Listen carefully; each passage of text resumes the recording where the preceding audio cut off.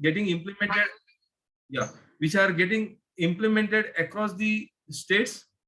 And then, of course, as a real estate regulatory authority, they are given another job, or the owners of opportunity, that they are also considered as a quasi-judicial authorities to hear the complaints. Of course, there is a system of appellate tribunal, where if you are aggrieved of the orders of the real estate regulatory authority, you can always appeal in the appellate tribunal, then the High Court and Supreme Court. Now, as per the law, as you know, whenever any law comes to control the unethical activities of some segment or a business entrepreneur, naturally they are always going to get affected. And in our system, in the constitution, there is a provision of judicial. So as the law came in the year 2016, there was a period of 1 year for the state government to make the rules and to set up the regulatory authorities. However, during this period, the developers whom it was targeted, or whom they were trying to control their unethical activities, or they were getting regulated, they were most affected. And therefore, nearly 40 developers filed a petition across India in the different high courts. Now, having filed the petition in the different high courts, you can imagine they have not only made the respective state government as a party, they also had made the central government as a party. Now, different high courts hearing the petition at a different time and giving a different verdict would make the law difficult to implement. Therefore, the Government of India, Housing Ministry, requested the Supreme Court. They filed a petition in the Supreme Court to get all the petitions filed across India in different states in the month of May, June 2017. That is in the initial year of implementation, because 1st May 2017, RERA started implemented. So nearly 40 developers having filed different petitions in different high courts. The central government moved before the Supreme Court to transfer it to the Supreme Court or to any other court where it can be decided, so that the rest of the courts can adopt that judgment. The Honorable Supreme Court, based on the transfer petition of the central government, thought it fit that it should be decided by the Bombay High Court. And the name of the petition is Petition of 2017 in the matter of Nilkamal Realtors Private Limited versus Queen of India. The entire petition was heard by the Honorable High Court in 15 days on day-to-day basis. And let me say that both High Court and Supreme Courts took it seriously. And on 6th December 2017, a celebrity judgment was delivered by the Honorable High Court. And in that judgment, the challenges, whatever was made by the promoters, were all squashed. And it was upheld that the RERA is nothing but, it is a constitutionally valid judgment. It was upheld. Now, Newtech, of course, is a new developer. And that also I need to tell you, in this month, or rather I would say in this month only, in the beginning of this month, Newtech developers of UP had filed a special leave petition before the Supreme Court. They were also challenging different provisions of the law.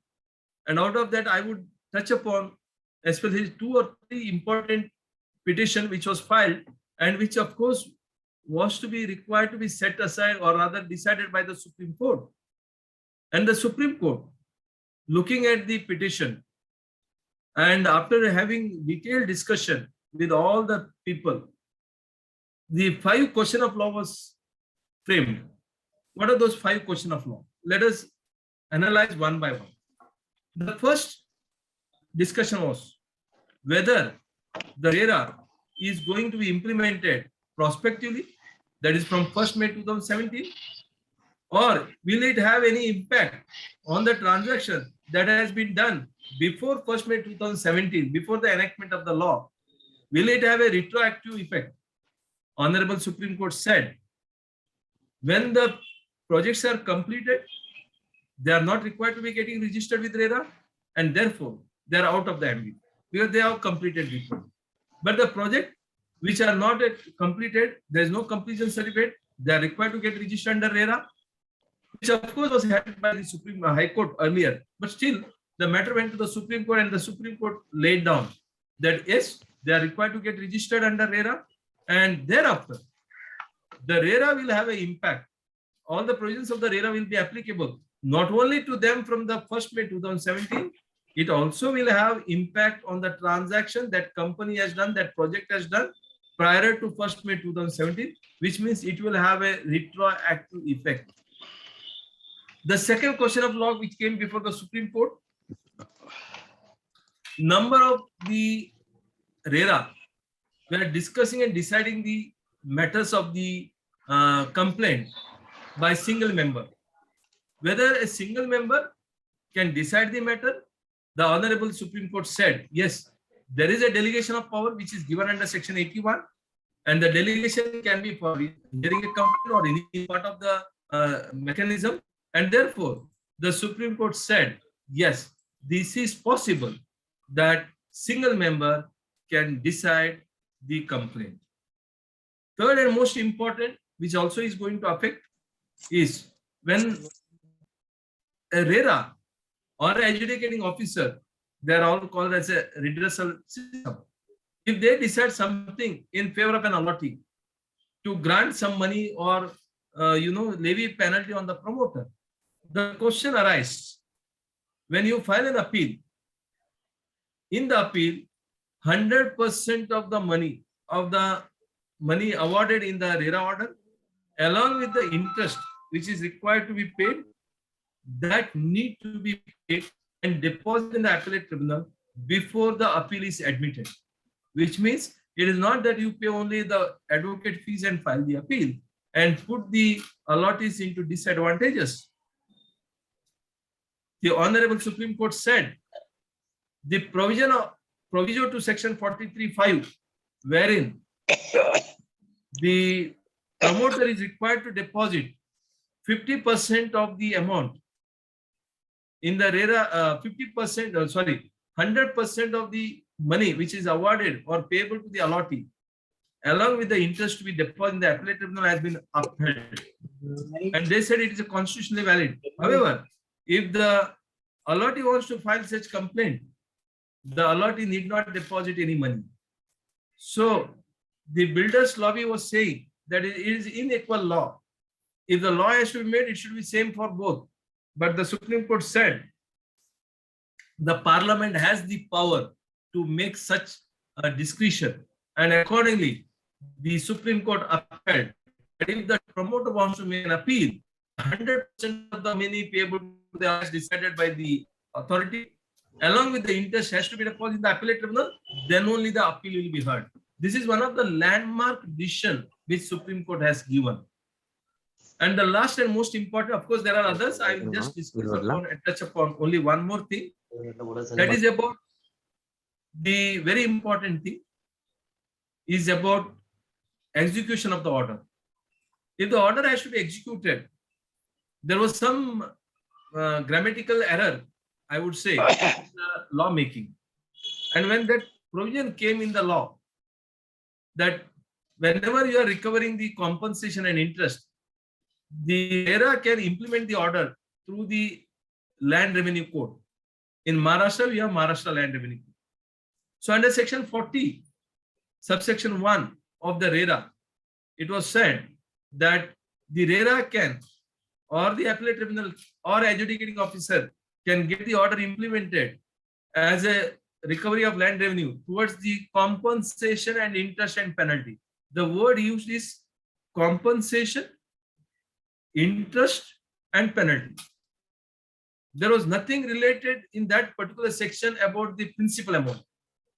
So the matter came before the Supreme Court, whether the recovery can be done through the collector of the district, even of the principal amount. The Supreme Court said there is some mistake in drafting, but we being the lawmaker, now the law, if there is any difficulty or if there is any mistakes in the drafting, we as the apex court are in a position to rectify those, and we are rectifying that, and they said it includes principle.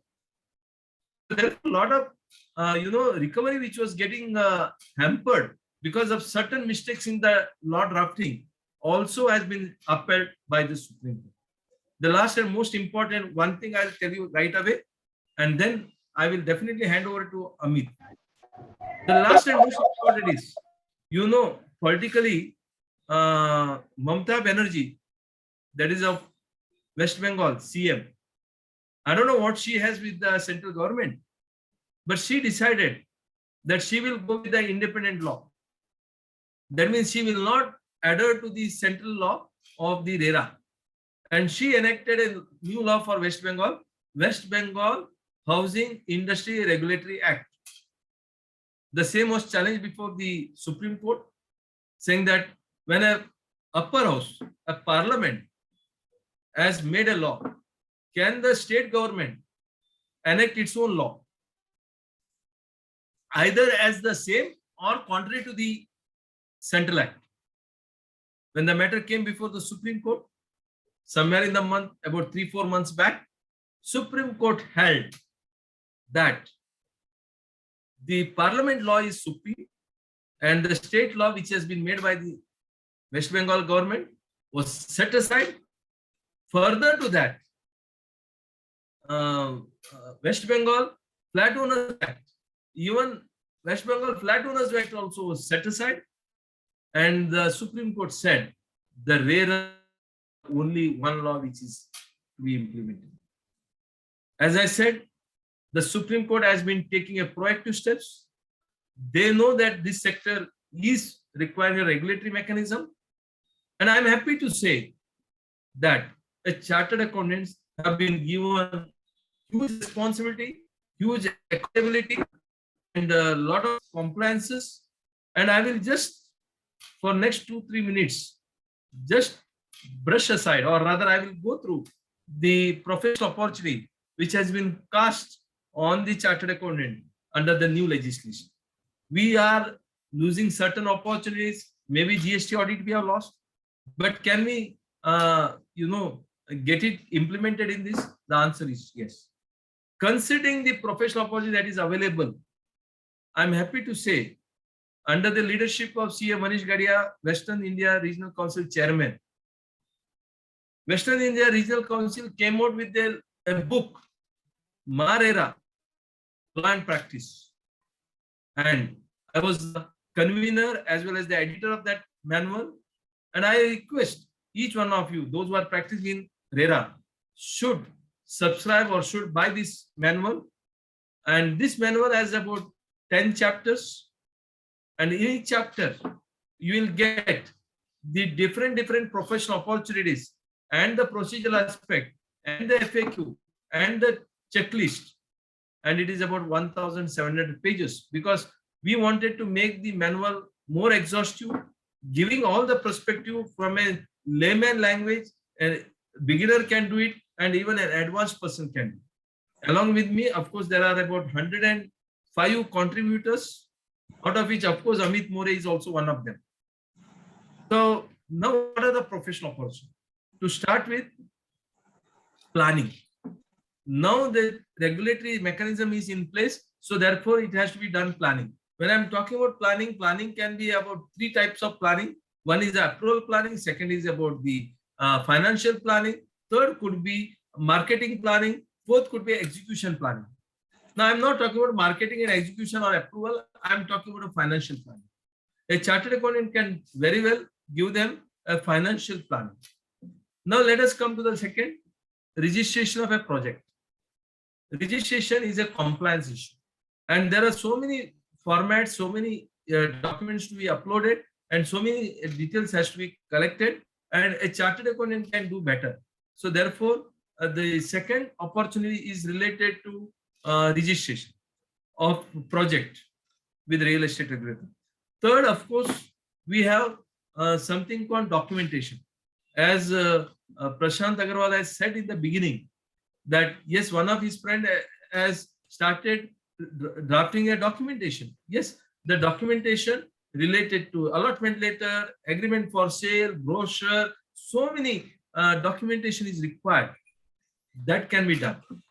Then comes quarterly update, because every quarter one has to update as to how many flats have been sold, how much money has been received, how much is there in the account, how much is the withdrawal has been done. Form number 3 has to be issued on quarterly basis.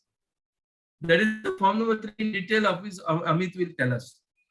Then comes, after the compliance, there can be various complaints which may be addressed or which may be made by various stakeholders before the RERA adjudicating officer or appellate tribunal. A chartered accountant has been given opportunity to represent. And believe me, on week-to-week basis, at least 2 days in a week, I am before the RERA or appellate tribunal. So out of 5 days working, at least 2 days I am before one of the other authorities, which means there is enough opportunity. Then comes audit. Because audit is our core subject, and there is an audit which has to be carried out. And the audit which is to be carried out, a chartered accountant is different than the person who is going to do the certification work. So certification for withdrawal from the RERA designated account and the audit of a RERA account. That is two different chartered accounts. Now, as I said, what happens is you may not be expert in registration, you may not be expert in documentation, you may not be expert in representation, but you are definitely expert in certification and audit. In that case, what you can do is, for your clients, if these are the ancillary service which your clients are looking, which of course is happening through me, maybe Amit or other people, network practice. We are allowed to share the fees, we are allowed to do the work together. So this gives an opportunity to do the networking also. I have seen a lot of chartered accountants are doing a networking in RERA, and this networking also is given in the RERA. And therefore, to conclude, I would say that professional opportunity, if I have to say that there are 4 C's, and these 4 C's in 4 parameters, if one can do, I think that is a great opportunity for a chartered. What are the 4 C's? The first and foremost is the consultation. First C is the consultation. I advise the clients, we guide them. Consultation could be on various aspects, starting with planning, then registration, compliances, all consultation, awareness. The second C comes about the compliance. We not make a lot of compliance. I already told you about the compliance. Starts with the registration, quarterly update, and various other things, audits and redressal of complaint. The third comes complaint redressal. Now I can, on behalf of the allottee, promoter, or any stakeholder who wants to make a complaint, or on behalf of a respondent, I can appear before the RERA, I can appear before the appellate tribunal, I mean chartered accountant. So therefore, a chartered accountant has an opportunity of complaint redressal along with the appellate tribunal. And the last C is about complex issues, where chartered accountants are expert in dissecting the complex issues and then find out a solution, what is applicable through the network that they have, and that can be the complex issues also can be redressed. With this, I once again thank Prashant Agarwal for giving me the opportunity, and I have taken a lot of time of Amit More. I had told him that only 10 minutes I'll speak, but I thought I need to give this overview, and thank you very much for joining and giving us an opportunity. Yes, over to Prashant. Thank you, sir. Thank you very much for giving us so special time of yours, sir. And actually, with your so nice words and knowledge, we have got definitely benefited. And now I will request CA Vicky Birla to introduce our next speaker, Shri Amit More, sir, because he will throw a detailed light on the subject. So I will request CA Vicky Birla to introduce Shri Amit More, sir. Yes, yes. Yes, thank you, sir. First of all, thank you, Prabhu, sir, for guiding us on the professional opportunities in RERA and giving your valuable time, sir. And now moving ahead, now I will introduce our second dynamic speaker, C. Amit Mohre, sir. Sir is a fellow member of Institute and he is a partner in A. Mohri and Company. His main area of practice is RERA, cooperative audit, income tax audit, and bank audit. Sir has delivered lectures on RERA, cooperatives and affordable housing in a training workshop and seminars organized by WIRC through its branches all over the Maharashtra, various CP study circles, WIRC study group, various associations and business meets in and also in international RRC. Sir is contributor to Maharashtra RERA Law and Practice Manual for MahaRERA published by WIRC of ICI. He is a contributor for WIRC references for 2016 to 2019-20 in cooperative section. Sir worked as a faculty for accounts and taxation for various management institutions and colleges throughout Mumbai. So on behalf of Jalgaon branch, I would like to thank sir for accepting our request and guiding us. Now I will request Amit sir to please guide us on the topic. Over to you, sir.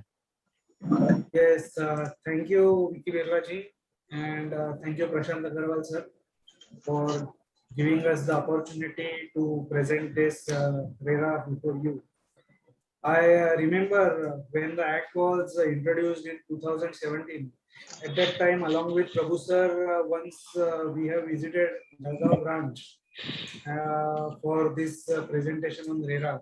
And again, after 4 years, you are called us for delivering lecture on the same topic. I can also see many participants join this Zoom meeting, being a Saturday evening. So this shows the interest in your area towards practicing this real estate sector related with RERA. Because as Prashant sir also said in the beginning, there are many opportunities. He also pointed out that one of his friend is drafting the legal agreement for his promoter client. So this is the area where we can explore in number of areas as a chartered accountant. So we can start with this typical PPT, but I would say whenever you have any question in your mind, please open the chat box and you can ask in chat box as well as you can ask directly also. Okay, so you can unmute yourself and you can ask your query if that is related with that particular slide during the session also and during the session in the chat box also. Now, always professional opportunity is included wherever there is a compliance for our client. And because of RERA, there is an increased responsibility and compliances for the promoter. That is starting from the project registration with the authority before sale and marketing. And due to this, there is a restriction in soft launch of the project, increase in project launch time. So naturally, cash flow management, workflow management, then operational transformation. All these areas are opportunities for us as a chartered accountant. In addition to this, at the last, there is a redressal of complaints through specified mechanism. As Prabhu sir also pointed out, we as a chartered accountant have a very good say in this particular redressal of complaints, because as a chartered accountant, we can present our client as a allottee or as a promoter to RERA authorities. We commonly call them as a MahaRERA, and also RERA tribunal, that is in case of Maharashtra, that is a MahaRERA tribunal. So as a chartered accountant, we can represent our clients in front of both the forums. And of course, when after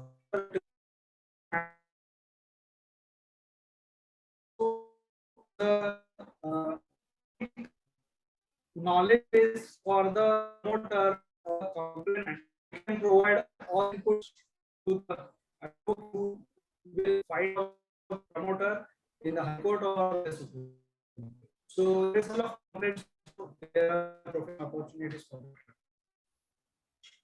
Now, when we about issue in real estate, which type of issue we are talking about? We are talking mainly about them not giving about many time provide the competition rates.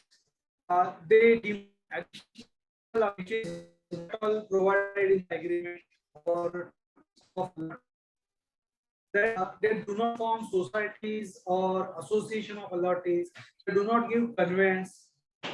They do not provide all the activities which was mentioned in the prospectus or the allotment letters or even the agreements. Then after handover to the association of allottees, they do not provide with the accounts, advance maintenance,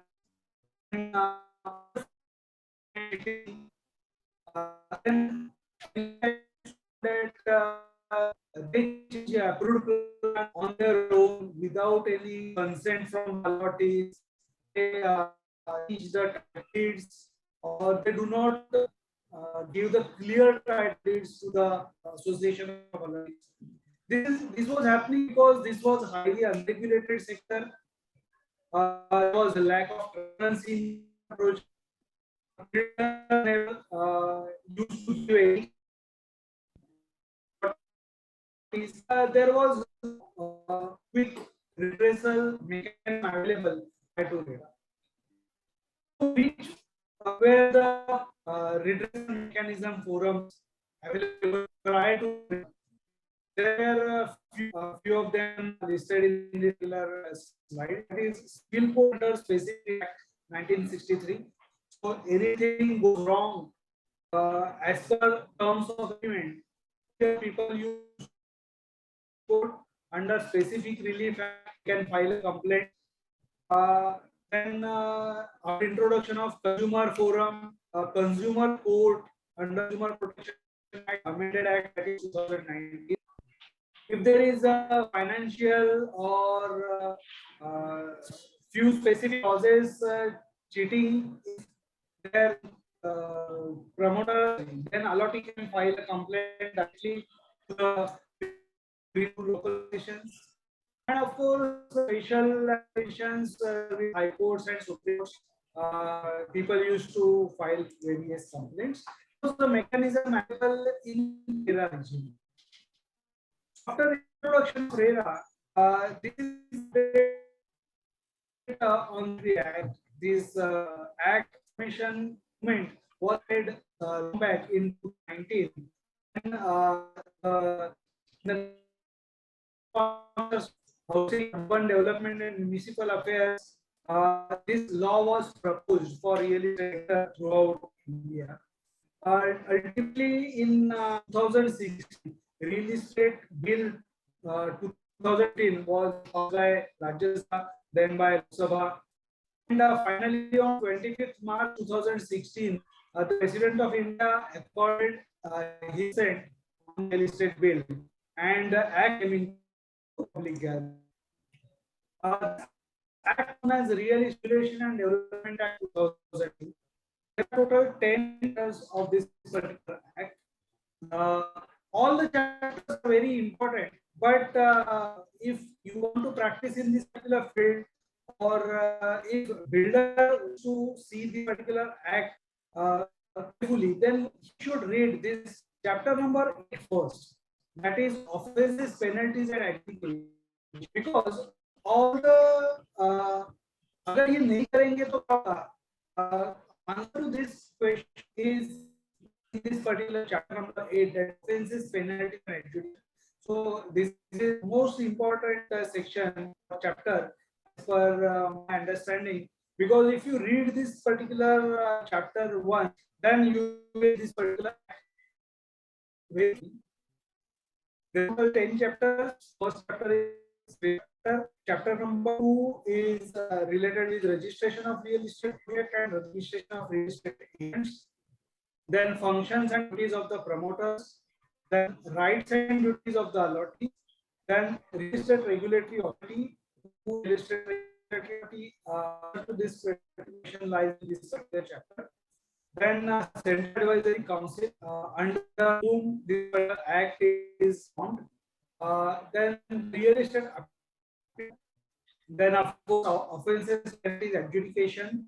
Chapter number 9 and 10 for internal purposes, that is finance, audits and of and miscellaneous.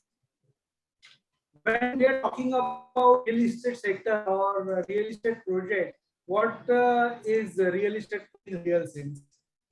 That we need to understand. I will take two basic definitions of RERA, and at the end I will take actual professional opportunities, because until you understand the basic concept or the definitions of this particular area, if you understand this definition, you cannot understand this particular exercise. So we will take few basic definitions.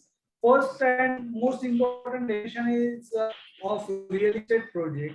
What is real estate project? Real estate project is the development of building consisting of an apartment, covering an existing building or part thereof into apartments, or the development lands or apartment as so here they are covering buildings or apartments or land or anything, apartment with land or even plots of land. Everything they are covering over for the purpose of selling or all or some of the said apartments or plots or building as the SCB. Many times we come to a particular situation where promoter wants to demolish his existing unit. He wants to construct a new unit, and out of that particular new unit, he wants to sell only 2 or 3 units. Many times people ask us whether RERA is applicable in this particular situation or whether RERA registration is required in this particular situation. The answer to this particular question is very simple. When you want to sell or market all or any one of the said apartment, then that particular thing will be covered under real estate provisions, and entire real estate regulation and development act will applicable to that particular project as a real estate project. And that includes the common areas, development work, all improvement and structures thereon, and all easement rights and appurtenances belonging there. So everything is covered as a real estate project. When we talk about apartment, now what is an apartment? As per RERA, RERA covered everything under the definition of apartment. You may say it as a residential flat, you may say it as a shop, as a garage, as a bungalow, as an industrial garage, as an office, developed plot, or any constructed or to be constructed structure. Anything, any name you give over here, it is covered under the definition of apartments, if it is provided or agreed to be provided by a promoter to a purchaser for a consideration. So if anything, real estate project, in a real estate project, if it is provided or agreed to be provided by the promoter to the purchaser for a consideration, it is covered under the definition of the apartment. This is a bookish definition, that is whether whatever called the chamber, dwelling units, flats, office, showroom, shop, garage, premises, suite, tenement unit, or any other name, means a separate and self-contained part of immovable property, including one or more rooms or enclosed space located on one or more floors or any part thereof, in a building or a plot, used or intended to be used for a residential or commercial use, such as residence, office, shop, showroom, or godown, or for carrying of any business, occupation, profession or trade, or for any other type of use of ancillary to the purpose specified. So everything is covered under the definition of apartment. Going ahead, which are the parties to whom this particular obligation are made applicable under the RERA? Because commonly we are calling or we are taking definition of promoter or allottees. So in addition to promoter and allottees, there is one more category over here, that is real estate agent, professional, contractor and other agencies connected with the real estate project. So here in this point number 2, that is real estate agent, and second is a professional. Under this professional category, chartered accountants are also covered. So allottee having agreed party can file complaint against a particular professional in the project of a real estate transaction. There is one case which was decided by Maharera against an architect who gave a wrong or a false certificate or incomplete certificate, I would say, that Maharera ordered against that particular professional for professional misconduct also. So we need to be very careful, because in this particular act, we as a chartered accountant, we are also one of the parties to whom this particular act is directly or indirectly related. If you are giving any kind of certification or you are involved in any kind of audit activity for your client. So this particular act is applicable to promoter, real estate agent, professional contractor and any other agencies connected with the real estate project, and of course to the allottees. This act is for the allottees. That allottee may be a single allottee or maybe a group of allottees. When we talk about promoter, there are two broad categories of the promoter. One is a landowner promoter and one is a builder developer promoter. Commonly, we know or we understand this builder developer as a promoter, but we forget that there is one more category of promoter which requires professional assistance, that is the landowner. Because being a landowner, he is a main person who is causing that particular construction. So in addition to your regular promoter, whom we understand as a regular builder or developer, I will say role of landowner is more important, because unless landowner gives any kind of permission to the builder, builder developer, he cannot start with the development activity. So landowner is also covered under the definition of promoter. Many a times landowners, because as a professional or as a practicing chartered accountant in this field, here in our area at least we do not see any landowner is following this particular real estate regulation act carefully, because this particular act is equally applicable to landowners, and landowners are also required to obtain few certificates. They also have to conduct the audits done under the act, but unfortunately they are not doing that right now. So here there is a tremendous area open for professionals for practice. So who are the covered under the definition of promoter? The individual, firm, company, association of person, government or semi-government authorities, local authorities, trusts, societies. It may be under SRA or MADA or SIDCO or any other semi-government body, or even a cooperative housing society under Maharashtra Cooperative Societies Act, or LLP, or any person or any group of person is covered under definition of promoter. Because sometimes there may be a joint development agreement and there may not be a regular body of promoter.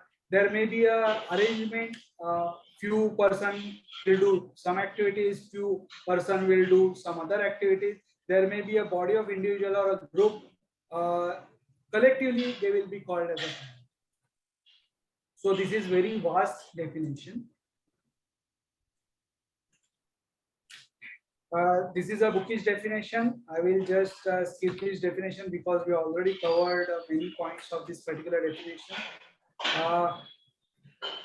The explanation given to this particular definition is for the purpose of this clause, where the person who constructs or converts a building into apartments or develops a plot for sale and the person who sells the apartment or plot are different person, both of them shall be deemed to be the promoters and shall be jointly liable as such for the function and responsibilities specified under this act or the rules and regulations made thereunder. So here in the act itself, they have clearly mentioned that if there is a landowner and developer, if there are two different bodies, then collectively they will be called as a promoter for this particular project. So every project there will be a promoter, maybe one or more. So this is just a graphical representation of the person, the definition of the promoter. Now, the next important area is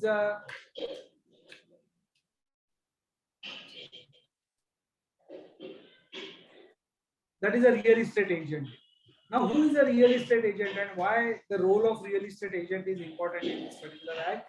The real estate agent means any person who negotiates or acts on behalf of the person in the transaction of transfer of his plot or apartment or building as the case may be in the real estate project by way of sale with another person or transfer of plot, apartment or building as the case may be of any other person to him, and he receives remuneration or fees or any other charges for his services, whether named as a commission or otherwise, and includes a person who introduces through any medium prospective buyers or sellers to reach other for negotiation for the sale or purchase of plot, apartment or building as the case may be, and includes property dealers, brokers, middlemen by whatever name called. So this is also very exhaustive definitions. We commonly come across websites providing advertisements for under construction projects. Those websites are also required to be registered as a real estate agent because they are advertising ongoing project. So this is a very exhaustive definition of real estate agent. Here, as a professional opportunity, we can see registration of real estate agent. You can assist these agents for registering themselves as a agent. But this is a one-time activity, and one-time guidance you need to provide to them what to do and what not to do. And in addition to this, after every 5 years, their real estate agent registration certificate expires. So re-registration of that is also required. So this particular real estate agent is also important for us from practicing point of view.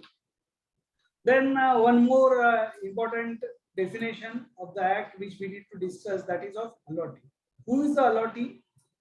In relation to real estate project, allottee means a person to whom a plot or apartment or building as the case may be has been allotted or sold, whether as a freehold or leasehold or otherwise transferred by the promoter, and includes a person who subsequently acquires the said allotment through sale, transfer or otherwise, but does not include a person to whom such plot, apartment or building as the case may be is given on rent. So first buyer, second buyer, third buyer of that particular under construction project, or even after completion of construction, the subsequent buyer till that guarantee period will be called as a allottee for that particular real estate project, excluding a person who takes that particular apartment on rent or long rent, but that particular person allottee long lease is also, or long leasee is also covered under the definition of allotment. There is one important case in case of Lavasa, where the leasee is also considered as the allottee. Now, here are promoters' responsibilities. These are the few promoters' responsibilities marked as a bullet point. Each and every responsibility covers a professional opportunity for a chartered accountant in practice. First and foremost is a registration of the project with the authority before. So before any kind of sale or marketing or offer for sale, every real estate project should be registered with the. We will discuss about this in detail as and when we go ahead. But registration of real estate project is must if there is any intention of sale or offer for sale. Pre-requirement is you need to register your real estate project. Then adhere to the approved plans and project specification. That is also promoter's responsibility. So you need to check whether promoter is going ahead with his approved plans and project specification. If there is any change or any alteration made by the promoter, then there is a process.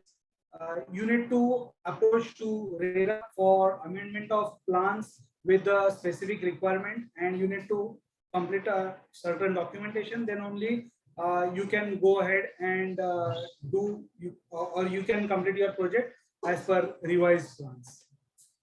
Then publish the complete details of project on the website. Here we are talking about details of project on website, which is a website provided by the RERA. So here we are talking about RERA website, and the promoter has to submit few information at the time of registration, and after registration, whenever there is a significant change in the project, you need to publish that particular information on website also. So publish complete details of project on website. Here also you can maintain the website for the promoter. And deposit 70% of the funds in a separate bank account. This is an ongoing project. Whenever there is any collection from the allottee, every amount collected from the allottee should go to a separate account. Commonly we call it as a designated account. And deposit 70% funds in a separate bank account is a requirement of issuance of form number 3 or form number 5, which we give for quarterly compliance and yearly audit. Moreover, it is a requirement of the act, so you need to keep eye very carefully on every amount coming from the allottee, and it should go directly to the 70% designated account. Then, if there is any default, to refund money is also promoter's responsibility. And whenever there is default and wherever there is any decision or order passed by the honorable RERA authorities or tribunals or high courts, at that time you need to refund your money. Now, as a chartered accountant, you need to keep that particular money, or you need to make provision for that payment of that particular money if there is any default. And whether to call it as a contingent liability or a regular liability, here also we need to make comments, and we need to provide that particular very carefully while finalization of accounts for that particular thing. Then update website with quarterly project accounts audit. That is also promoter's responsibility. Register the agreement on receipt of 10% of the amount. So whenever there is any inflow coming from any prospective buyer or allottee, I would say, you need to keep eye very carefully what is the consideration amount finalized in allotment letter, and whenever there is amount exceeding 10%, or I will say exceeding 9.99%, you need to get it registered. That particular agreement you need to get it registered, because this is a pre-requirement. Unless and until there is a registered agreement, you cannot collect 10% or more amount from any other. So here also you need to keep eye very carefully on the project account, every apartment wise or unit wise.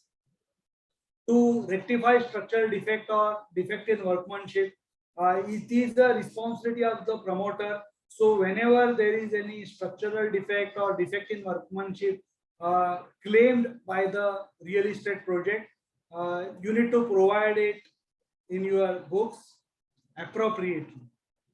Then withdrawal from specified account. Whenever you want to withdraw from that specified or designated account, that 70/30 account, it should be as per strictly with the provisions of the law and with the support of form number 1, form number 2, and form number 3 from a chartered accountant. Form number 1 from architect, form number 2 from an engineer, and form number 3 from the chartered accountant. Unless and until there is a support of these certificates, promoter cannot withdraw from the specified. Then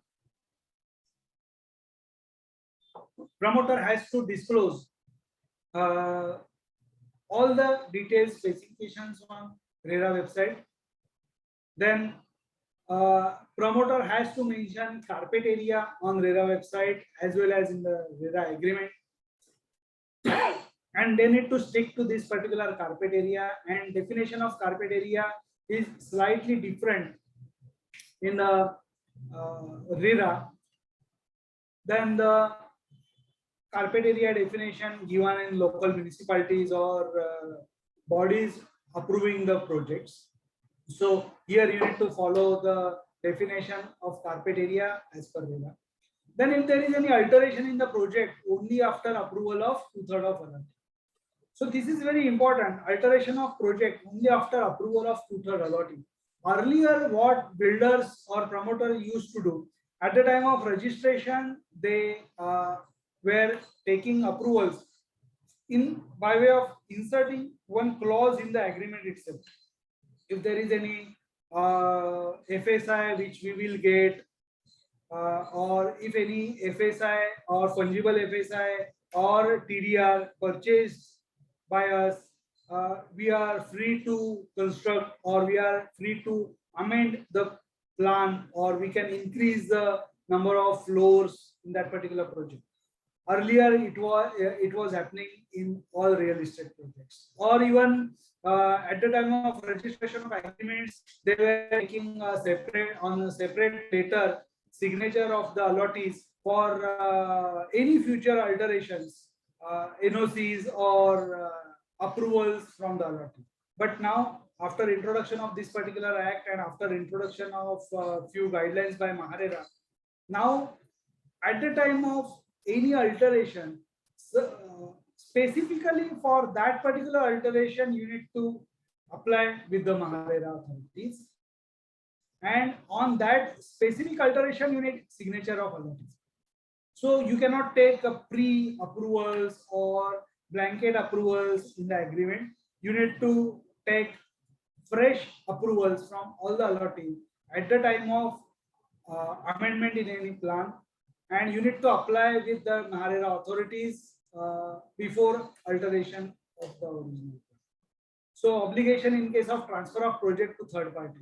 Here also we need to play a very important role, because all of a sudden you cannot sell any project to any third party. Before you sell any project to any third party, approval from 2/3 of allottees is also required. So there is an obligation in case of transfer of project to third party. All these are promoters' responsibilities, but if you carefully see, all the areas are professional opportunities for us as a chartered. In addition to this, there is one more obligation to the promoter under section 11 subsection 4 clause E, that is enables the formation of association or society or a cooperative society, as the case may be, of the allottees or a federation of the state under the laws applicable.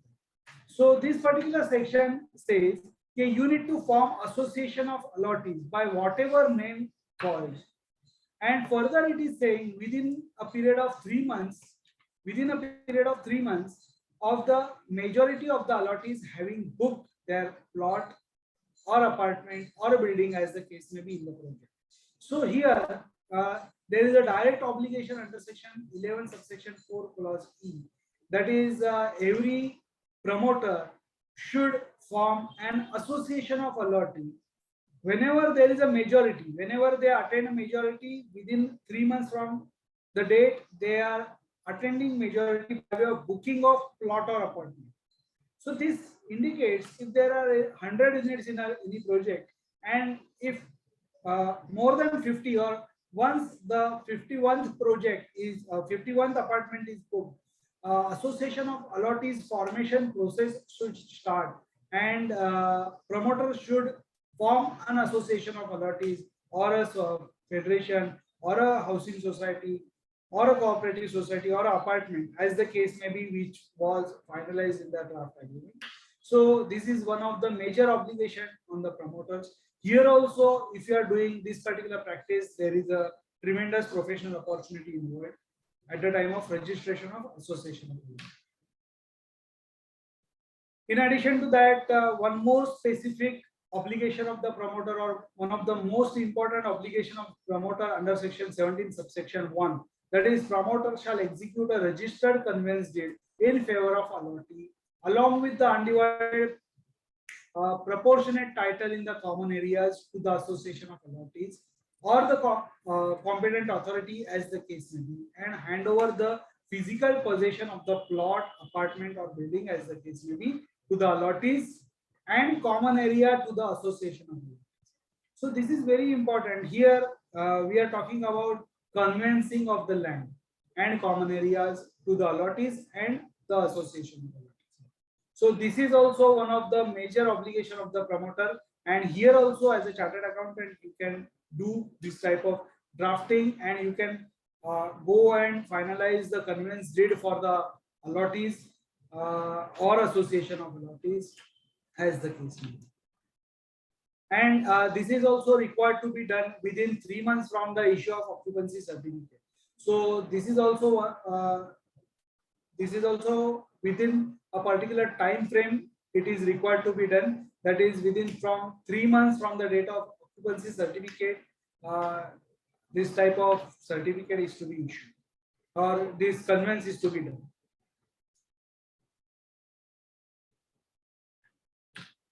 Then these are the liabilities of the promoters in long run. That is, if the land, title of the land is defective, then liability is with the promoter. If he fails to complete or unable to give possession, also liability of the promoter will arise. If any false information to allottees in relation to sanction plan or adherence to the sanction plan, then also there will be a liability on the promoter. Whenever we are talking about liability of the promoter, definitely there will be penalty on the promoter. If promoter does not provide any information of sanction plan or stage-wise time schedule of completion of the project, there is a liability on the promoter.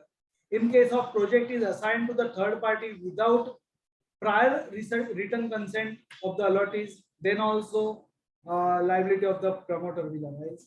If promoter fails to refund the amount within 6 months from the termination of sale agreement, which is in dispute due to defect in apartment, then also liability on promoter will arise. In any case, there are penalties if there is any liability on the promoter.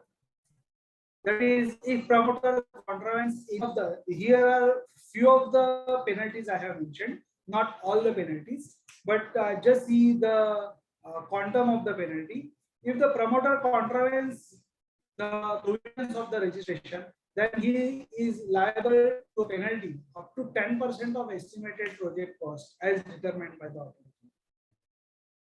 10% of the estimated project cost. When we are talking about estimated project cost, it is going to be a huge cost. So entire cost of land and construction will be considered as a cost of project, and 10% of that particular thing will be a penalty if he contravenes with the provisions of the registration.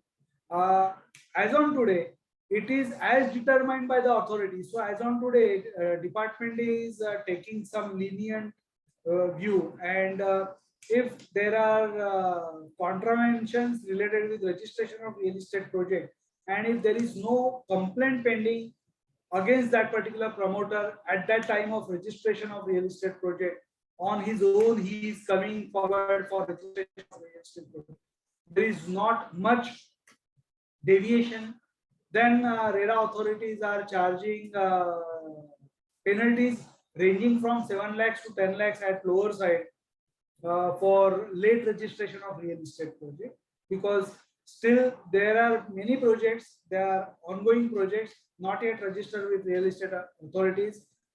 Technically 10% of the project cost is a higher penalty which a RERA authority can impose on the project, but they are taking some lenient view just to get the project completed. So they are charging penalties ranging from 7 lakhs to 10 lakhs to real estate projects, which is also, of course, a very big amount actually.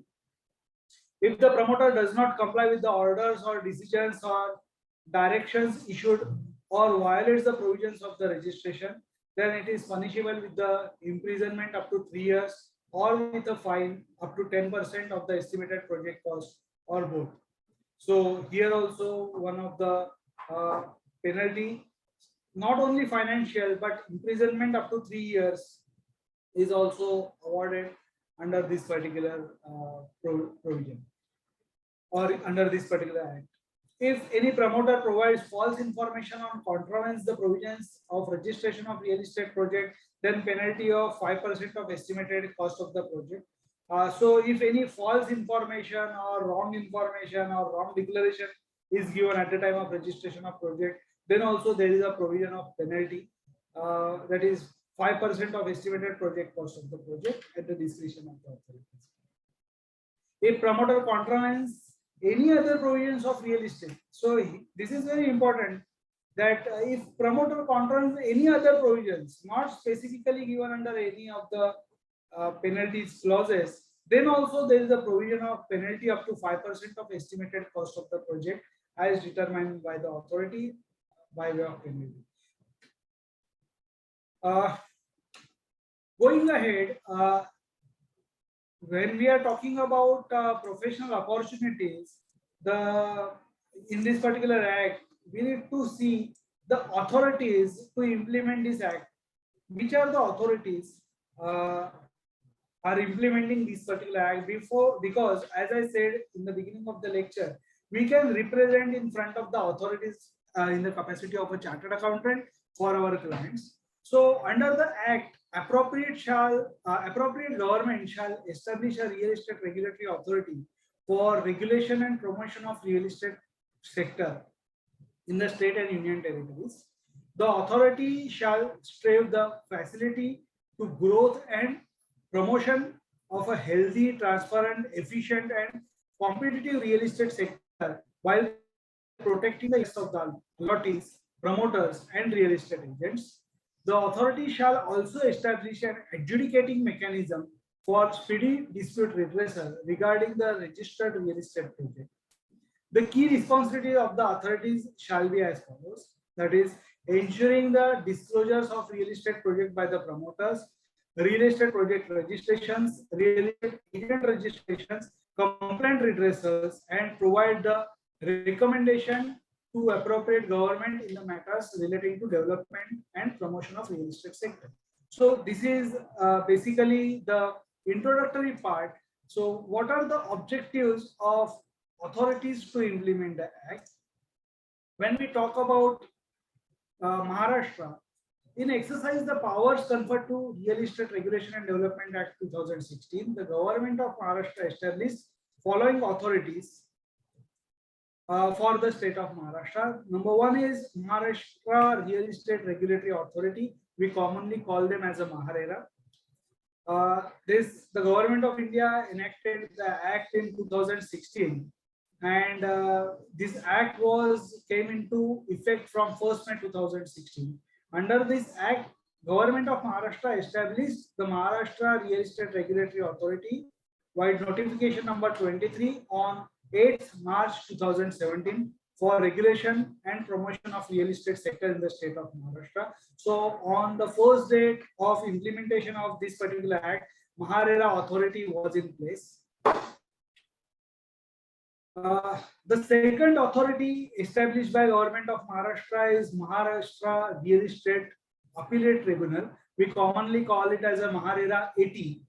And government of Maharashtra on 8th May 2018 constituted Maharashtra Real Estate Appellate Tribunal as a permanent appellate tribunal under RERA for the state of Maharashtra to hear the appeals from the orders passed by MahaRERA. If we compare with our income tax,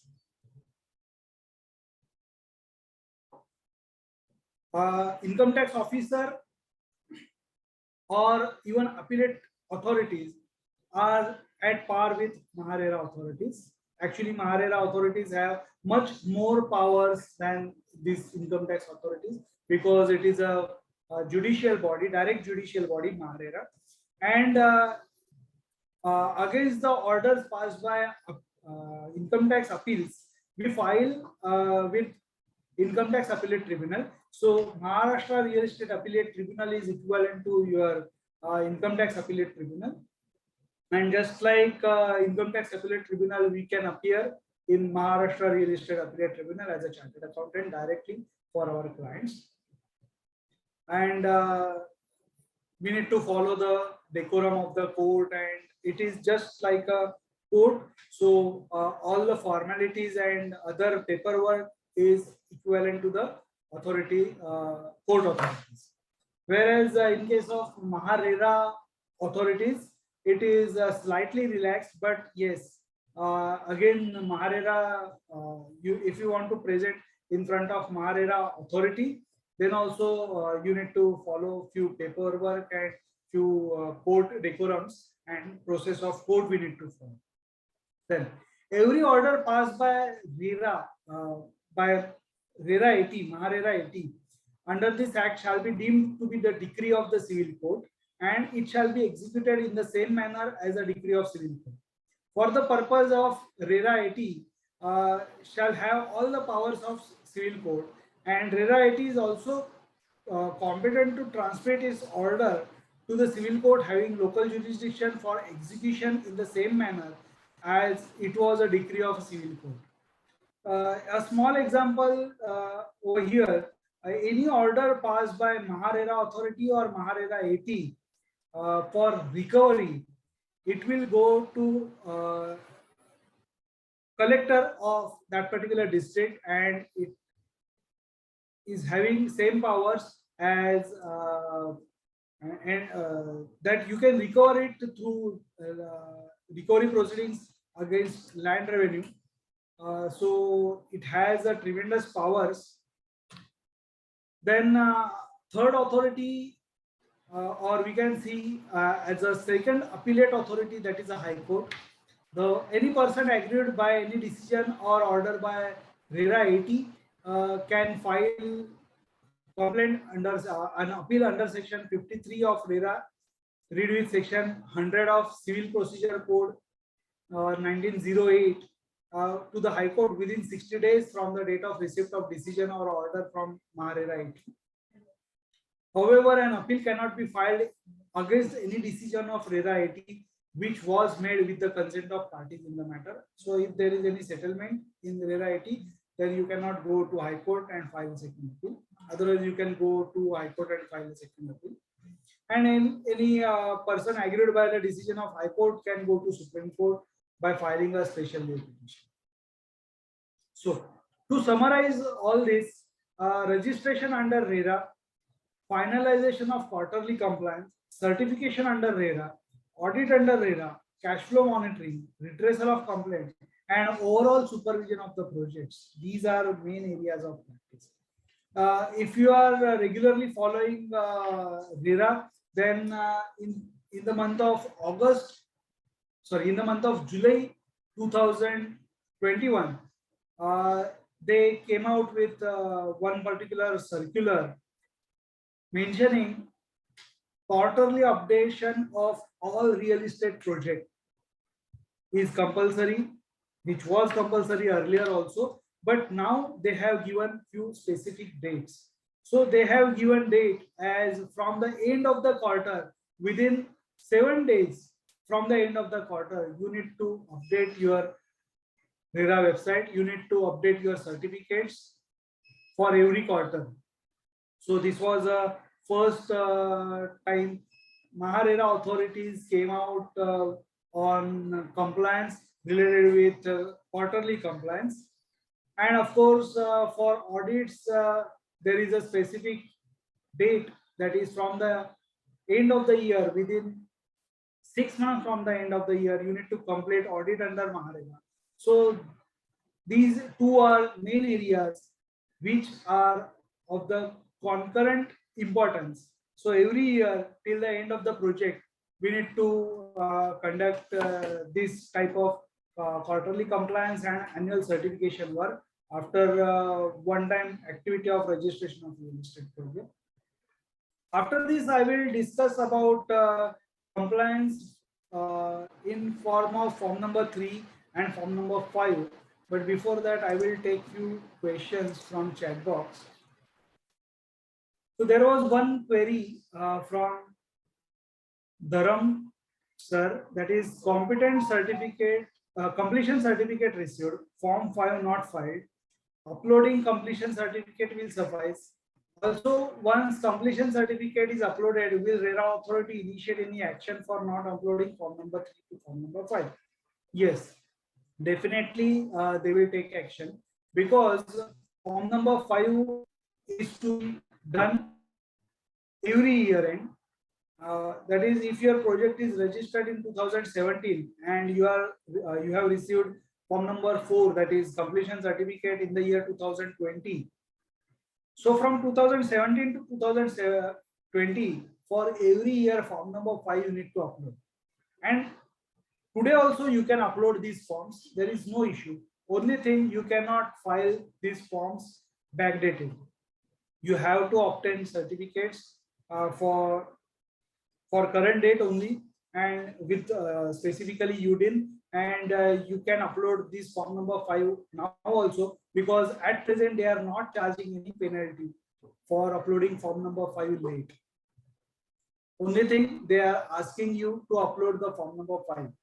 So this is a time. Once they come out with their new website, it will be very difficult, because as per circular issued for quarterly update, they are going to revamp their website.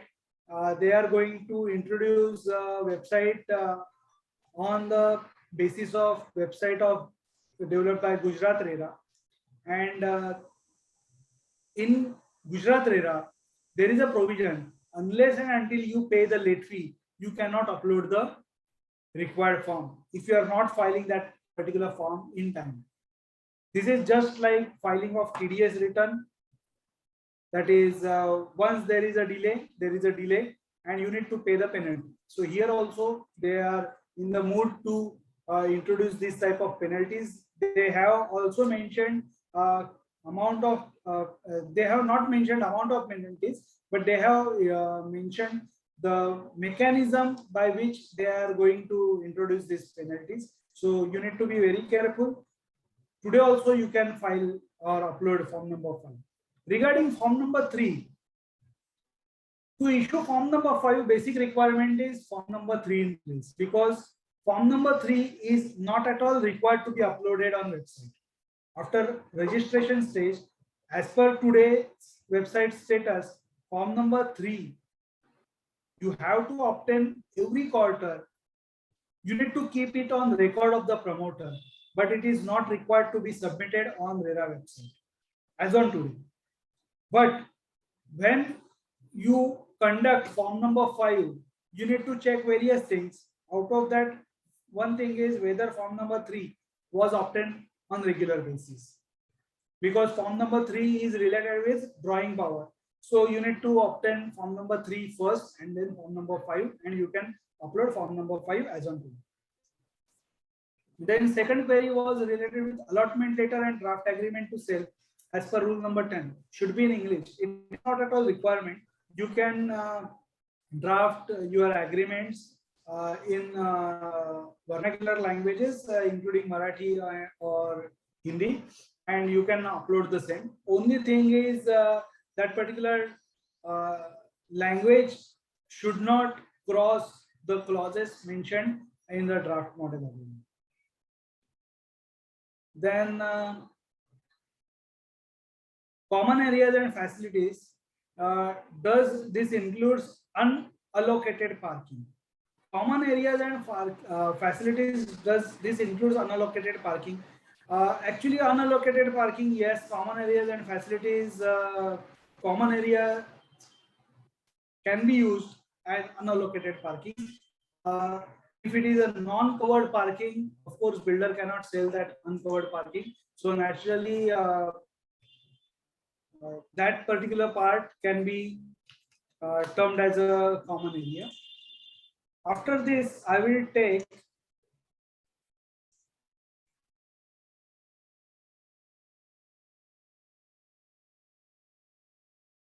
form number 5. I will take first. This is audit form. Because in this particular form number 5, there are few questions which we need to discuss. I will take this form number 5 first. This is annual audit form. That is, what is the objective of this particular audit form? That is whether 70/30 account is maintained properly, whether account from separate RERA designated account withdrawn in proportion to the completion of the project. That is, whether it is withdrawn based on form number 3. Again, that is a question over here. Then withdrawal amount should cover towards land and construction cost. Whether as an auditor also, do you feel whether withdrawal is in proportion with the land and construction cost? That also we need to comment. Before withdrawal certificate, form number 1, form number 2, and chartered accountant form number 3, whether it is obtained or not. That is also one of the objective of this particular form number 5. Then proper check and balance, that the promoter is required to get the RERA designated account audited. That is also one of the legal requirements. So these are the objectives of this particular form number 5. Few important points. Project-wise audit report.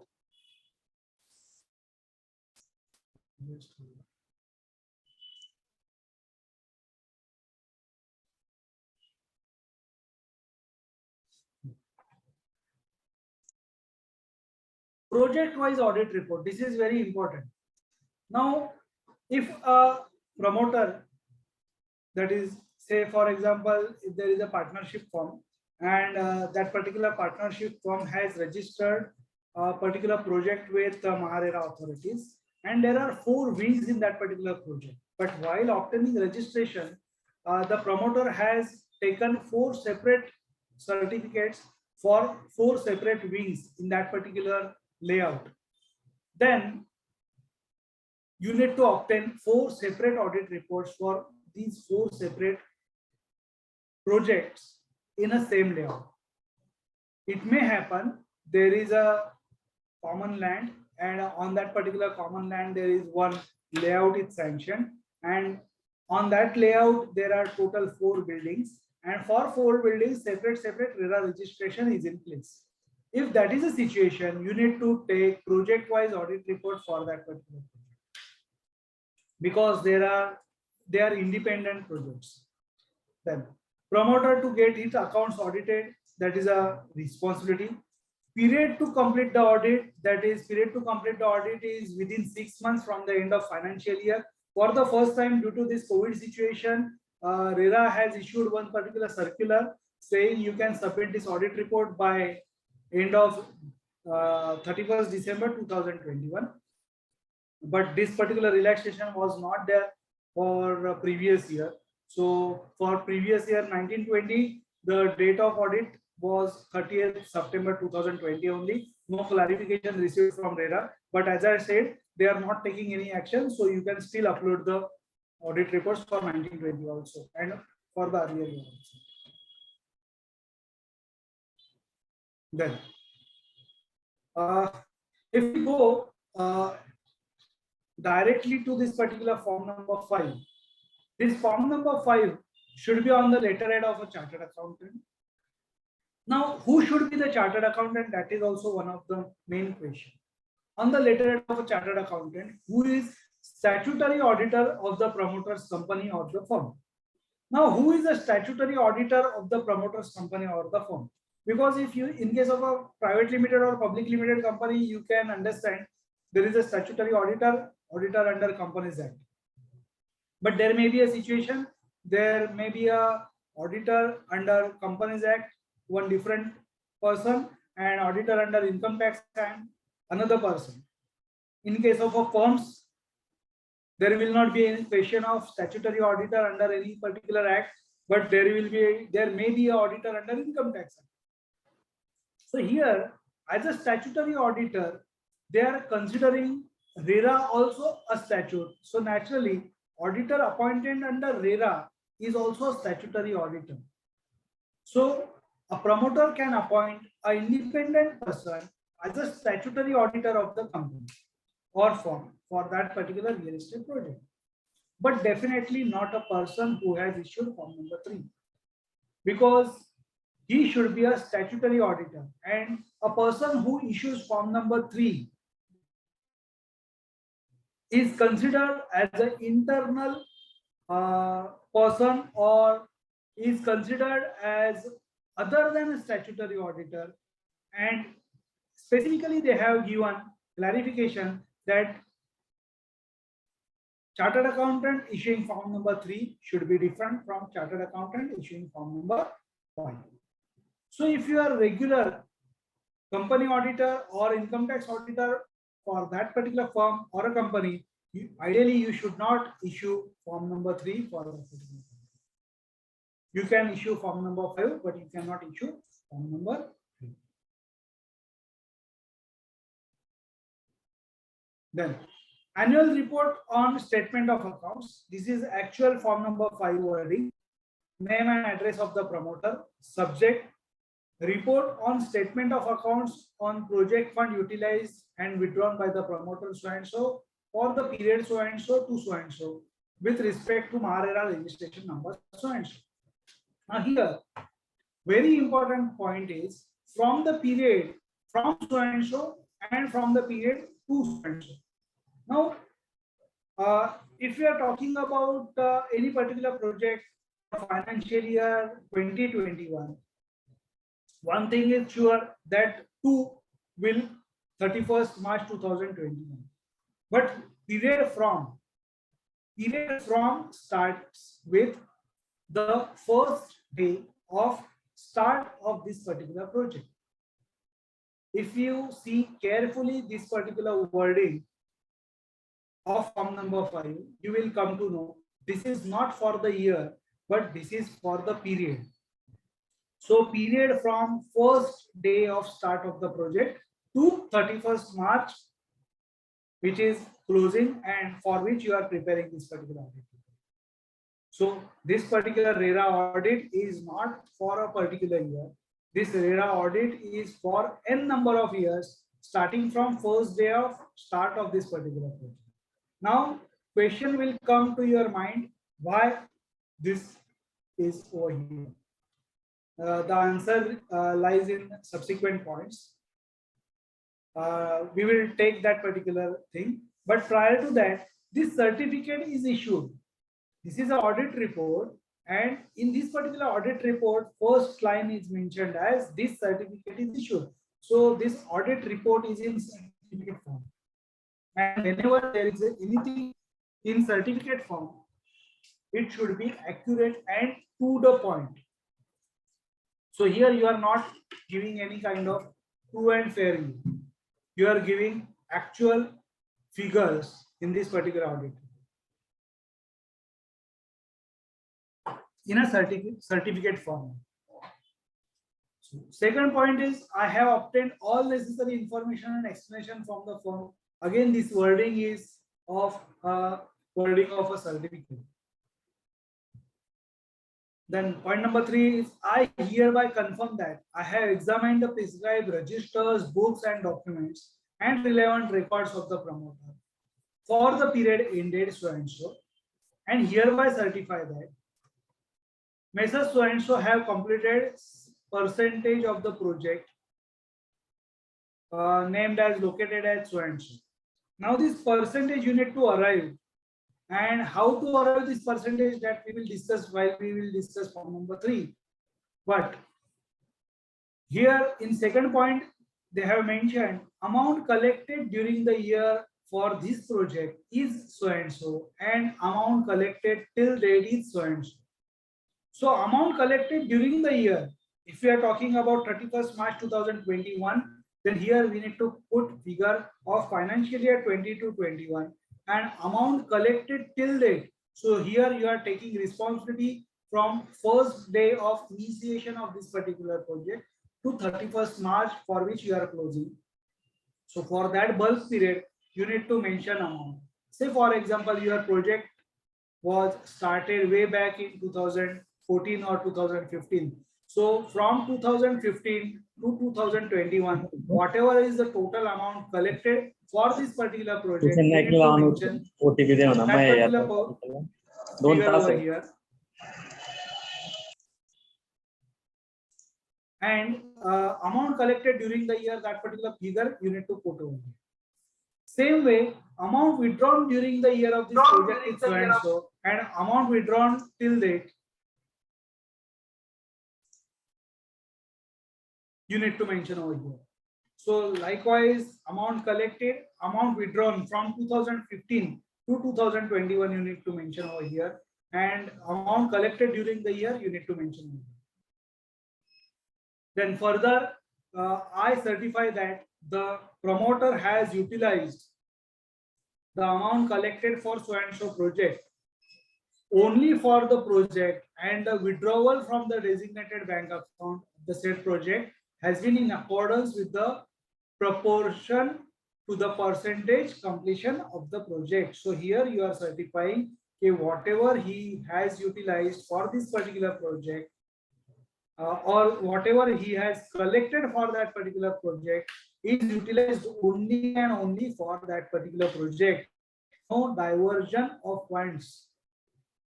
So as per me, according to me, issuance of form number 5 for any promoter is very risky. If you do not check all these points very carefully, issuance of any certificate under this particular act is very risky. Because here you need to certify the actual figures matching with books of accounts, which no one can change later on, which you cannot amend later on, for which you cannot give any kind of declaration, any kind of further explanation, because all the figures are freezed and submitted to various authorities. So here you need to be very careful while giving this type of certificate or audit in format of certificate. When you issue this certificate, you need to keep few questions in mind. These questions are like this: whether any advertisement, sale, booking or done of the apartment building or plot, as the case may be. You can use these questions as a checklist. Just like when we finalize our form 3CD, we give this type of checklist or declaration list. Here also you can finalize this type of checklist. Whether ongoing project, if that is an ongoing project for which completion certificate is not received, which is required to be registered under RERA has not been registered. These are basic questions. Whether all the details are required under section 4 and rule 3 have been uploaded on the website. This is related with registration. Whether registration formalities is completed properly. Quarterly updating the website with the details and date of uploading the information. Delay in uploading information which are so far not uploaded as required to be done. All these type of questions you need to ask to your client. You need to keep it on record, and if there are serious variations you need to mention in your audit report, because here you are giving a declaration that is everything of the said project has been in accordance with the proportion to the percentage completion of the project. And if there are any issues or divergence related with Real Estate Regulation Act, then you need to mention over here as additional points to this particular certificate. Then whether separate account for the following has been opened with the promoter and report any violation. We commonly maintain minimum 2 and maximum 3 accounts, that is RERA collection account, RERA designated account, and RERA operation account. Or you can open only 2 accounts, that is one is RERA collection account and your regular RERA, one is RERA collection account and one is your regular current account. And at the end of the day, you can transfer 30 rupees from this RERA collection account straight away to your regular current account, and based on utilization certificate, balance transfer amount also to your current account, and you can use that particular account appropriately. Whether the advertisement material brochure contains RERA registration number and also on the RERA website address. There is one very famous case in Mumbai. I think it was related with Havre projects, and on which advertisement hoarding was published on Ghodbunder Road, Thane, by that advertisement agency. And on that particular hoarding, there was a RERA registration number also. It was printed, but it was not visible properly. It was in very small fonts. For that particular purpose, RERA on their own initiated penalty proceedings on that RERA agency. In one of the case, without RERA registration number, one hoarding was published that coming soon. For that also, RERA has imposed a penalty of rupees. That penalty was a very huge penalty. That is 50 lakhs penalty was imposed on that advertisement agency. So that was also one of the case.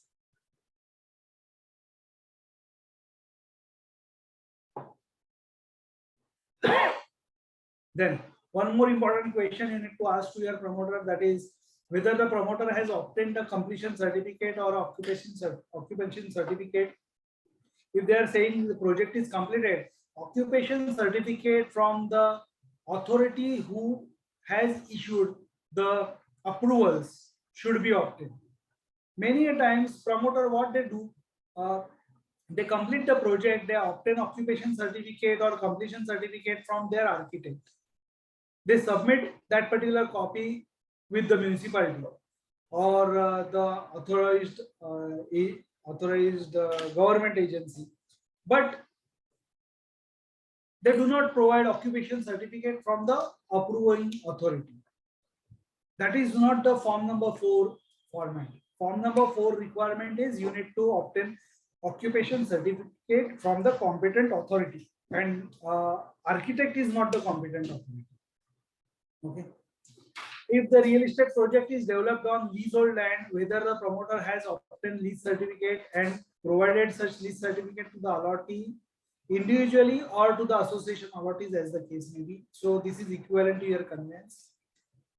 The promoter has made provisions for maintenance of essential services on reasonable charges till the time of maintenance of the project is taken over by the association of allottees. Whether promoter has enabled the formation of association of allottees, that is also one of the questions you need to ask, because once you know there is more than 50% of the allottees in the project, as an auditor you need to comment whether promoter has started the process of association of allottees and completed that particular process or not. On that you need to comment properly as an auditor, because it is specifically required under section 11 subsection 4. And whether a promoter has executed a registered conveyance deed, that is also one of the questions. If there is a OC in place, you need to ask your promoter whether he has proceeded with the conveyance deed formalities or not. Whether promoter has paid all the outgoing, including the land cost, ground rent, municipal charges, local charges, until the transfer of physical possession of the real estate project to the association of allottees, because it is again a responsibility of the promoter. If there is any contravention, you can mention it in your audit report, because it is the obligation of the promoter. If the promoter, after he executes the agreement for sale for any apartment, plot, or building, as the case may be, has mortgaged or created such charge on such apartment, then you need to clear that particular charge before convincing them. So you should ask that particular question again.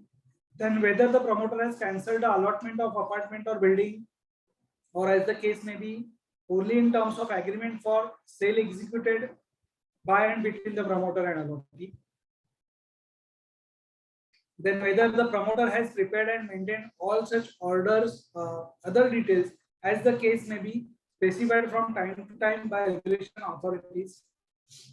So these are few of the questions which you need to check before issuing form number 5, that is audit report format, and you need to keep all these papers on your record before issuance of form number 5. And all these questions will help you to issue a certificate in form number 3 format. So we will discuss quickly discuss this form number 3.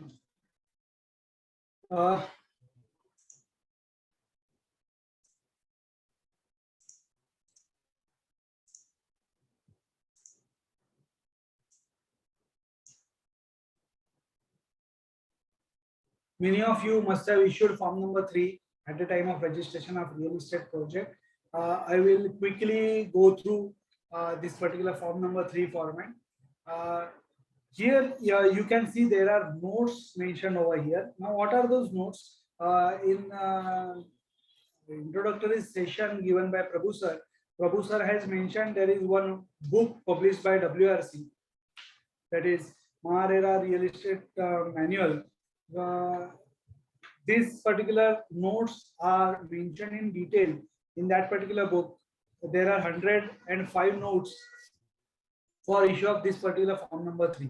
So if you have any query in mind related with this particular point, what should be estimated, what should be incurred, what is the land cost, what is the land cost for a promoter, what is the land cost for the developer, all answers to these questions are mentioned in that particular book, very in detail explanation and examples. So this is the land cost. Here we are talking about the land as ascertained from the annual statement of rate, that is ASR rate. I will give one very small example over here so that you can check this in detail later on. Value of the land as ascertained from the annual statement of rate, that is ASR rate. As I said, there are two types of promoters. One is a landowner promoter, one is a developer promoter. For developer promoter, ideally there is no land cost for him. Everything is a construction cost, because on that particular land, he is getting that particular land from the landlord. He is going to construct that particular building on that particular land, and then in return he will pay to the landlord in format of money or in a format of consideration. So this is commonly known as a area share agreement or a revenue share agreement. When there is a revenue share agreement, yes, amount specified for that particular land is confirmed in the revenue share agreement. So what is a revenue share agreement? A revenue share agreement means landowner is going to get XYZ amount as a revenue. But in case of area share agreement, landowner is going to get what? Area in exchange of land given by him. So for landowner, that particular amount is in constructed unit format. So in case of a landlord in area share agreement, this land cost will become zero, and entire thing will become his construction cost, which he will take in this second part of this particular table, that is development cost or cost of construction. But for a promoter, there will be a land cost because he must have bought that particular land few years back, or he may got that particular land from his father, or that may be a ancestor property. So for that particular part, that land cost will be a ASR rate. What is a ASR rate? That is, we commonly call it as a stamp duty valuation. And that particular stamp duty valuation in the month of registration of real estate project will be the land cost for the landowner promoter. And for actual promoter developer, that land cost will be zero. We are taking example of area share agreement. And here many a times many chartered accountants and many landowners or many promoters make a mistake because they consider that development cost as a land cost, and they mention over here because for a promoter in area share agreement, land cost will be zero, because as per this revised certificate issued by Maharera, the value of land as ascertained from annual statement of rent is to be considered. So likewise, detailed notes are provided in our book. So you can refer for each and every notes over here. In short, land costs we need to take under separate heads. Here development cost we need to take. One more important point over here which comes into the mind of the chartered accountant, that is here they have mentioned as estimated. Now how as a chartered accountant we can give estimate figure? Now this explanation you can give at the end of this particular certificate. Actually this estimate is given by the promoter developer and not by the chartered accountant. So these estimated figures is not the responsibility of the chartered accountant. What we are certifying only the incurred figure. And a declaration to that effect you can write at the end of this particular certificate.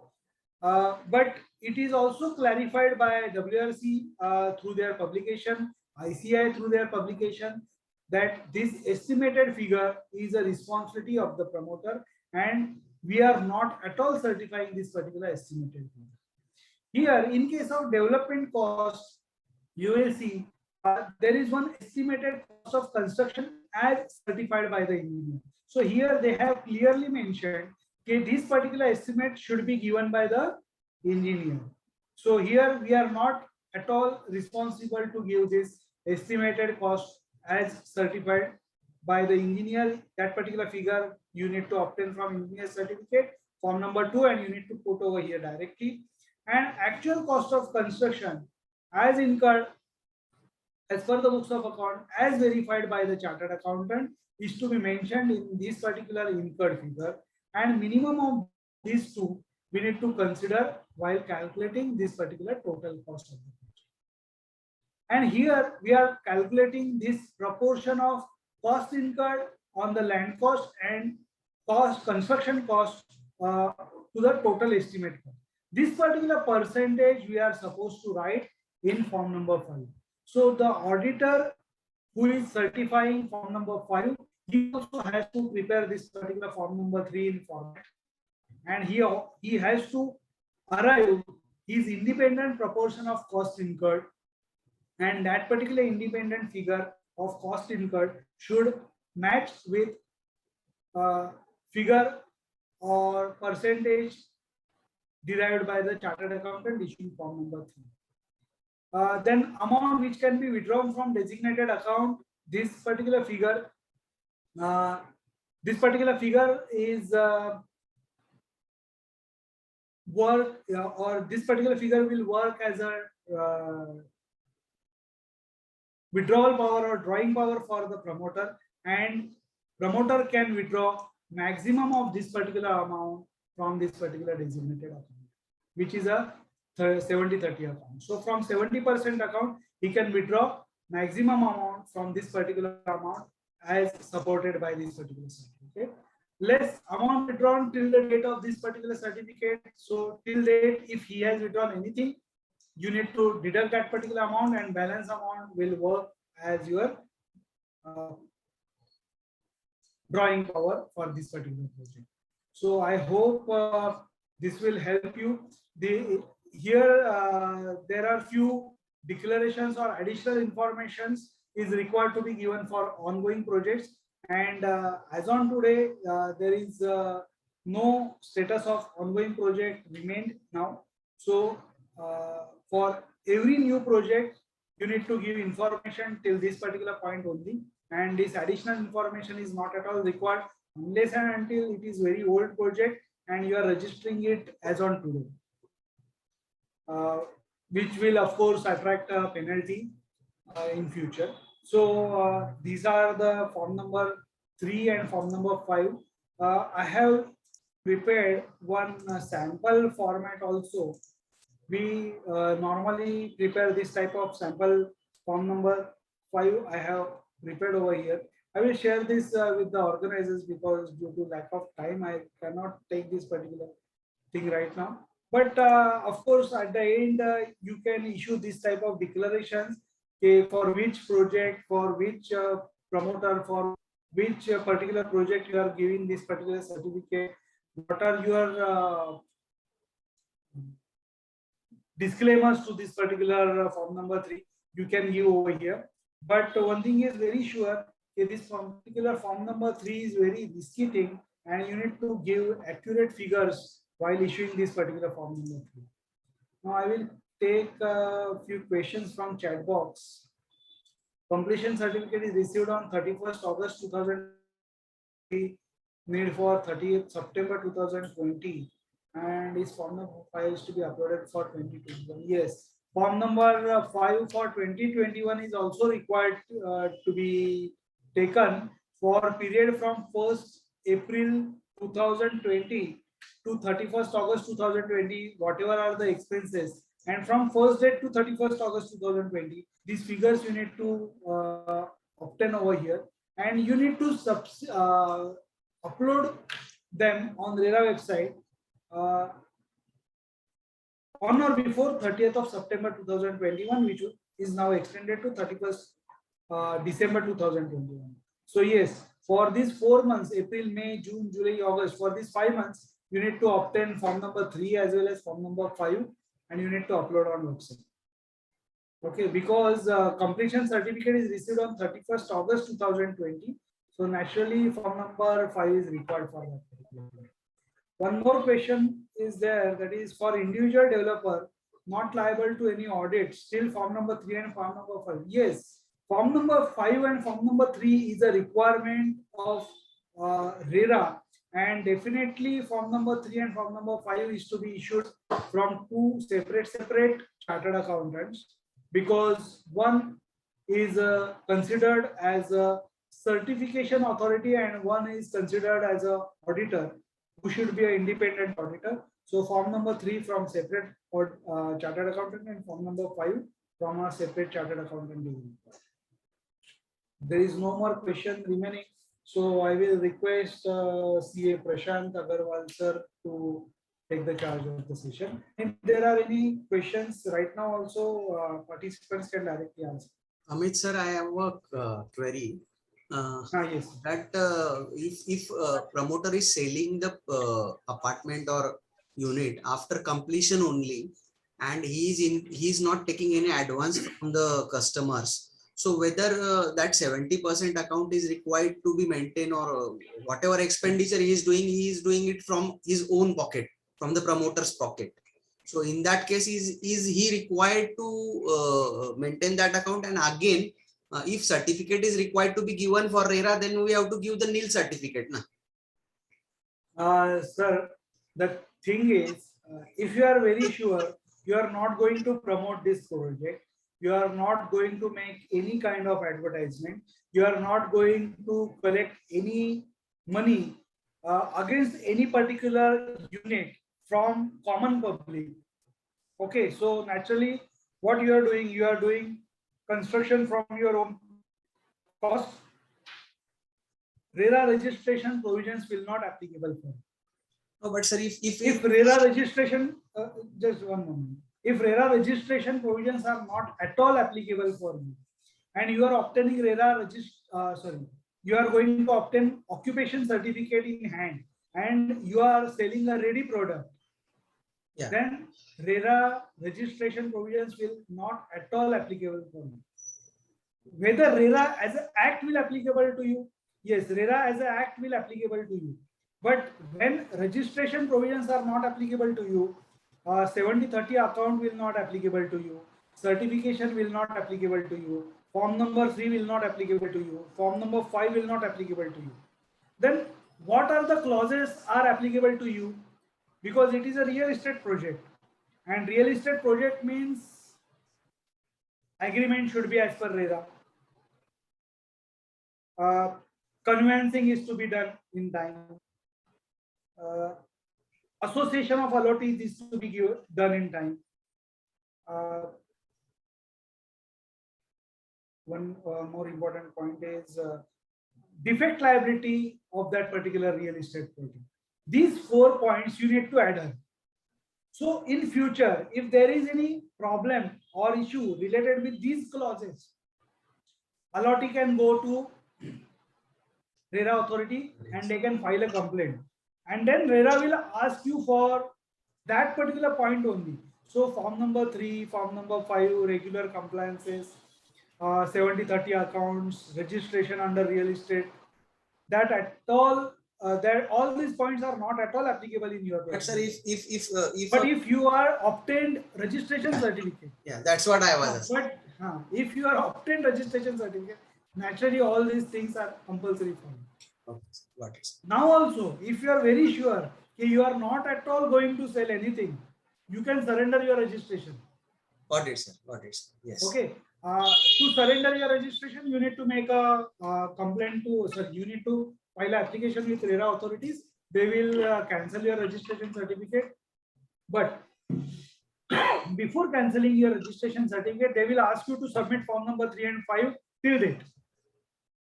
Because unless and until someone certifies that particular part, how they can come to know that there is no advance amount collected, there is no agreements registered, there is no allottee in this particular project. And if you are putting any banner on the site or any details of that particular on the site, it will be considered as a advertisement. So naturally, that is also that should not happen. That is the reason many people obtain registration under RERA. And as you said, if there is no transaction in that particular situation, you can freely give form number 3 and form number 5 nil for majority figures, which is related with allottees, but related with construction activity, you have to mention and update those figures. Got it. Sir, one practical query. Yes. RERA registration is taken in 2018-19, and neither Form 3 is obtained nor Form 5 is uploaded. Okay. Now, if I want to comply, I have to comply in current date. Yes. So, and the project is completed, a completion certificate is already uploaded. Yes. Now the issue that is coming into my mind is whether I should go for form 3 and 5 uploading or not, because anyways project is completed, so there will be no Yes. technical issue like. There is no technical issue, but the thing is, if you see or if you open this RERA login, form number 5, that particular part is not yet submitted.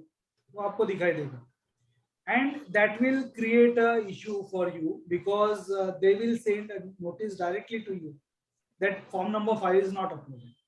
If you upload form number 5 by mentioning today's date, no one is going to check what is uploaded in that particular form, whether that particular form is correct or not, whether all compliances done in time or not, whether there are any adverse remark in that particular form number 5. Because as it is, that particular project is completed, OC is in hand. So no one is going to make a complaint for the financial issues of that particular project. Other irregularities, anyone can file a complaint, but there is no financial irregularity right now which will hamper the rights of the allottees.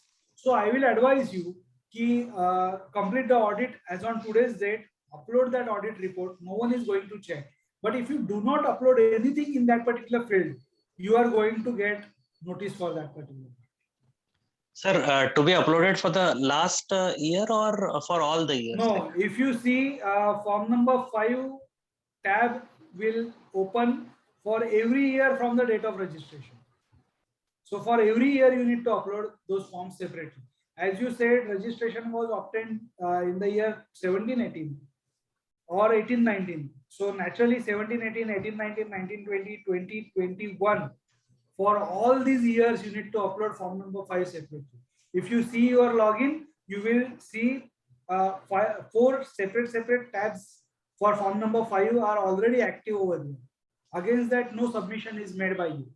So naturally, you need to submit that particular. Okay, Otherwise, thank you, you sir. will get the notice.